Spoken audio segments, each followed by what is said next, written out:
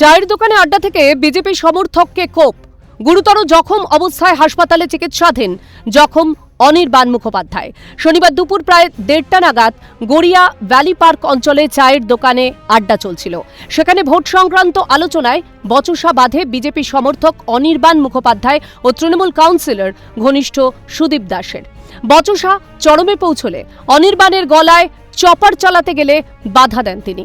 তখন অনির্বাণের হাতে আঘাত লেগে দুটি আঙুল বাদ পড়ে। সেই সঙ্গে তার বুকে এবং পিঠে চপার দিয়ে আঘাতের অভিযোগ তৃণমূল সমর্থক সুদীপ দাসের বিরুদ্ধে।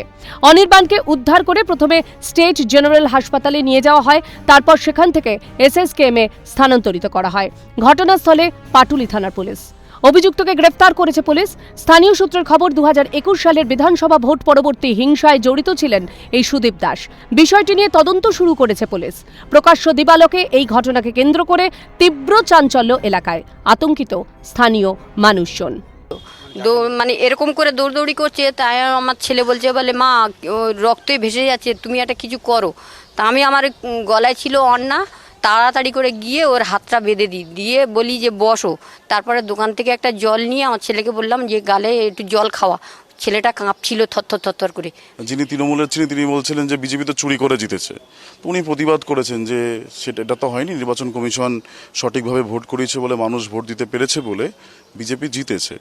তো এটা বলার পরেই উনি রীতিমতো উত্তক্ত হয়ে পড়েন এবং উনি আঘাত করা শুরু করেন। সমাজবিরোধী যারা এখানে দাপিয়ে বেড়াতো বিগত দিনে আমরা দেখেছি, এরা এখনও খোলা ঘুরে বেড়াচ্ছে। 2021-এর নির্বাচনের পরে ভোট পরবর্তী হিংসায় এরা জড়িত ছিল। বুড়ো, ডাকনাম বুড়ো, ঠিক আছে, এবং ও এলাকায় দাদাগিরি করে বেড়ায়। আমরা সবাই তাকে চিনি, কাউন্সিলরের সঙ্গে থাকে। ভোট পরবর্তী হিংসা রুখতে কড়া বার্তা দিয়েছেন রাজ্যের মুখ্যমন্ত্রী। সেই আবহে বিজেপির সমর্থককে খুনের চেষ্টা তৃণমূলের। কেন এত বারবারন্ত? কোথা থেকে এলো চপার? ঘটনার পিছনে রাজনৈতিক উদ্দেশ্য আছে কিনা তাও খতিয়ে দেখা হচ্ছে।